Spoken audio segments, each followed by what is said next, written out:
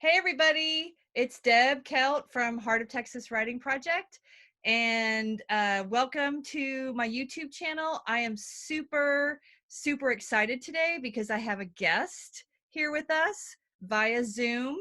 This is my good friend Venessa. She is a first grade teacher at Bastrop. What school are you at Bastrop again? At Cedar Creek. Cedar Cedar Creek Creek Elementary. Elementary. Cedar Creek Elementary. She teaches first grade. And I really wanted Venessa here today because she is someone I admire so much because she uses drawing and words in her notebook. And I wanted to talk to you guys about that today because drawing and words together in a notebook is such a powerful thing to do. And she's a brilliant writer and artist, and she combines both of those things together. And I just wanted her to talk to us a little bit about how she does that and why she does that, and maybe share some work with us today to inspire you to maybe add some drawing into your notebook, as we've been keeping a notebook. So if you want to welcome Venessa here virtually. Okay. Venessa, could you just talk to us a little bit about why do you turn to drawing in your notebook? Like, what does drawing give you as a writer? Can you talk Ooh. about that? Yeah, drawing for me, whenever I find myself stuck and I don't know what to write about, like sometimes it's hard to come up with words, but it's always really easy to come up with pictures.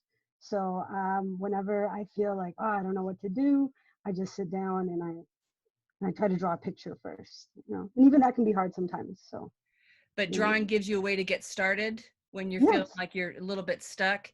And then when you yeah. draw, do you feel like it opens up more thinking for you? Does it generate stuff for you when you get going? Yeah, especially like drawing in my notebook, because I know my notebook's mine and nobody's gonna look at it. And if the drawing looks silly or it's goofy, it's totally fine. And a lot of the times I've noticed that those silly drawings that I make that maybe aren't perfect the first time, those are the ones that if you really push yourself and you make yourself finish, like just I'm gonna see where it goes. Those are always the most interesting, and they're the ones I enjoy the most when I'm done. Oh, that's So super and interesting. So yeah. giving yourself a chance, even with ideas that may seem sort of half-baked or not, you're not in love with them yet, you don't give up on them. You keep going because those tend to be super interesting. Definitely. And that's something new that I've learned, because when you're grown up, it's really hard to like continue something that you don't like. But I think about how I tell my kids to finish stuff all the time, like finish your writing or like finish your picture. And when you're older, you decide whether you want to draw or not. And when you're little, everybody draws, right?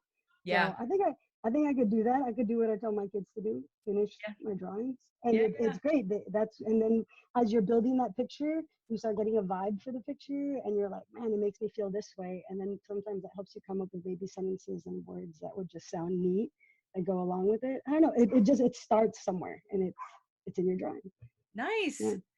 Now, Yeah. before we started taping, you also told me that drawing sometimes helps you uncover more topics, and you were telling about how you went on a walk today. Can you tell that story again? Yeah, so I took my dogs out on a walk, and we went to this park that we'd never been to before. And we were walking down the creek, and you could hear like rushing water. And there was these giant like pipes coming out of the ground, like kind of sticking up, and they were just shooting water out. And if you looked at it at the right angle, it looked like a UFO, like it had just like plowed into the hill and was just kind of sticking out. And I can imagine instead of water, maybe like steam or smoke. And I don't know, I just got an interesting vibe. So I took a picture with my phone, and I keep thinking like to myself that I want to draw this, and maybe, maybe write a story to go along with it. So the drawing Something helps crazy. you uncover more topics. When you Yes. think Yeah, visually, you have more things that you want to get in your notebook. Is that a good way to exactly. say it? Yes. Mhm. Yes. Yeah. And like sometimes even maybe your picture isn't the best, but you can like even choose like what kind of colors you want to add, just because it'll give you a mood. Like if you want something eerie, I don't know, like it just helps you build the feeling up. So Oh, wow. So the mode of pictures offers you more ways to think and to express. yeah. So you Yep. have words, you have the drawing, you have the color. Uh, all these things give you more to express what you want to think about or what you want to say. That, Yeah. Yep. yeah. What I think also about is like a lot with my drawings, or like when you read a story, right? Like you visualize, like we tell kids to do that, right? Like you Yeah. visualize, you use those words that paint a picture for you. Um, And I think about the same thing, like when we tell the story, like sometimes maybe um, just the way, like what's happening in the story. Like my grandma told me a story recently Yeah. about about just like folk tales from where she was born, and she told me this really interesting one about a whistling snake. And I feel like I've heard all of my grandma's stories, every single one of them, Where's and she from? she's from Atlisco, from Puebla. Mhm. So we went back there when I was like 16 years old to go visit. It's beautiful. I can just imagine her running up and down, the hills and all that stuff. So whenever she tells me a story, I don't know, I go somewhere else. I can just imagine this place that I've been building up since I was little. Like every story she's told me, it starts giving me this feel of where she's from. So she said that I imagine jungles, there's a volcano there. So I imagine this like really exotic place. And she was telling me this story about um, this type of snake that they say lives around there, and it's a whistling snake, but it can whistle like a person.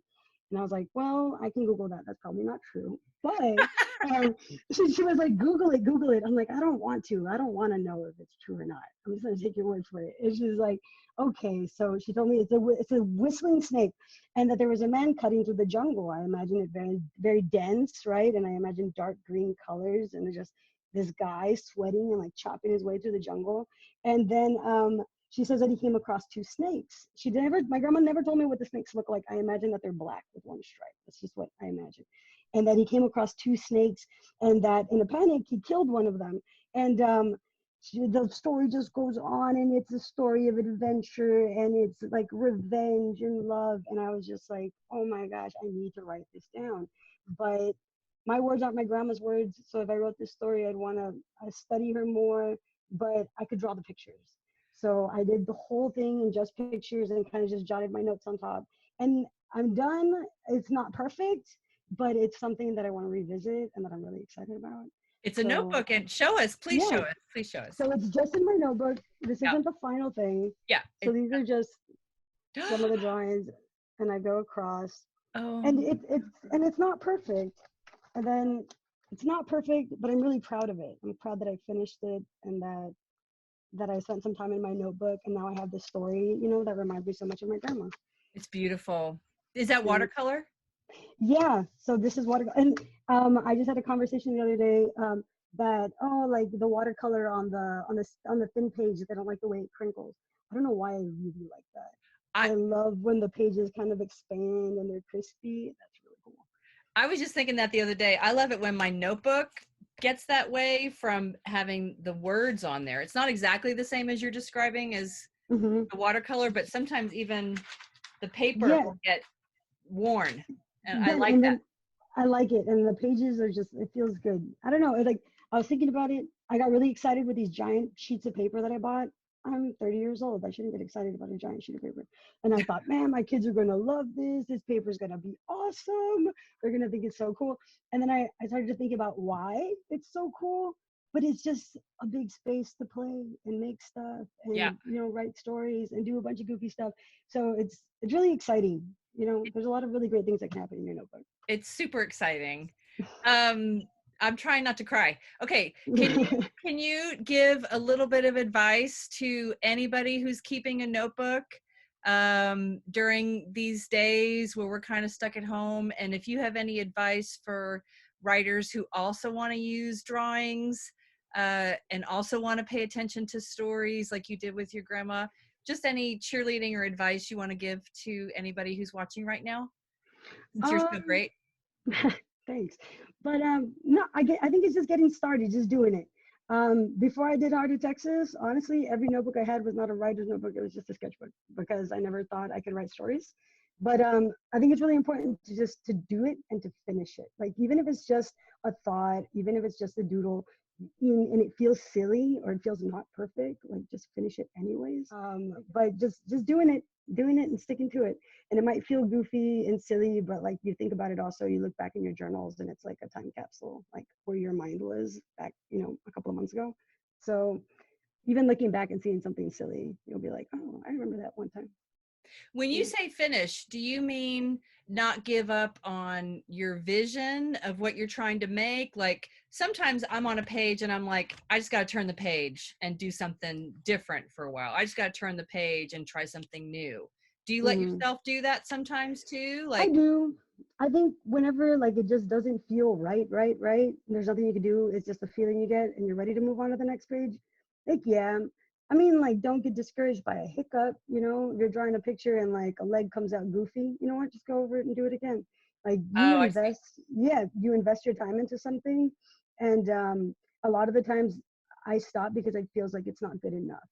And you know what? It's in my notebook. It's good enough. It's totally, these are just my ideas, you know? Got you. Got you. So, and you know what? Like those ideas, like this story about the snake, I really like it. I'm gonna probably take it again and revisit it and do it one more time and see if that's perfect. Yeah. But Yeah. Yeah. yeah, giving your ideas a chance, I guess. Right? Yeah. Yeah. I understand what you mean. Giving your ideas a chance, not censoring yourself. Exactly. Yeah. Yeah. Letting them grow. Hmm. And they don't have to be perfect because they're just in a notebook right now. Yep. Right. So you're just trying to let them grow seed, grow roots a little bit like a seed. Yeah. Yeah. Kind of like it's got to start somewhere, and at first it looks like a mess, but something nice can come out of that, right? Absolutely. All right. Thank you. Thank you so much. We Yeah. might have to come visit you again as it looks like we might be together on the computer for a little while. So would that be okay? Yeah. Can we come visit you again? Definitely. I'll have more stuff to show you guys. Okay. Who's that puppy back there? Oh, that's Chimp. Oh, let's see. Oh, they're both back there. It's Oh, there Chimp they are. Oh, and Clay. That's cute. their spot. They're Oh, keeping an eye on things. okay. All right. Well, I'm going to Oh, sign off. Thank you so much, Vanessa. Thank thank you you. guys for watching. Vanessa's also part of Heart of Texas Writing Project. Woohoo! Yeah, so I just wanted to bring in as many different people as I can to share with you about notebooks and about drawing and about living a life with your thoughts, growing roots. I think that's a good metaphor for what we've been talking about. Yeah. Okay, thanks everybody. See you later. Hey, I hope that you enjoyed hearing the brilliant Vanessa share about how she uses both pictures and words in her notebook. And if you're about to go to your writing time today, if you're going to take a few minutes, 10 minutes, 15 minutes, 20 minutes, I'll just leave you with her inspiration and the knowledge that this is what writers do, right? Writers use both pictures and words. And so if that's something that you want to try today as you go to your notebook and be like Vanessa, uh, what a fantastic thing that would be to try out today if you want to. I loved everything she said, and I hope to have more guests on here too. So thank you all so much for listening and subscribing. I hope you're hanging in there. I hope everything's going okay, and I hope the writing is helping you and giving you some distraction and some inspiration and some ways to think and process and make the best out of this time. And I look forward to talking to you again. All right. Bye.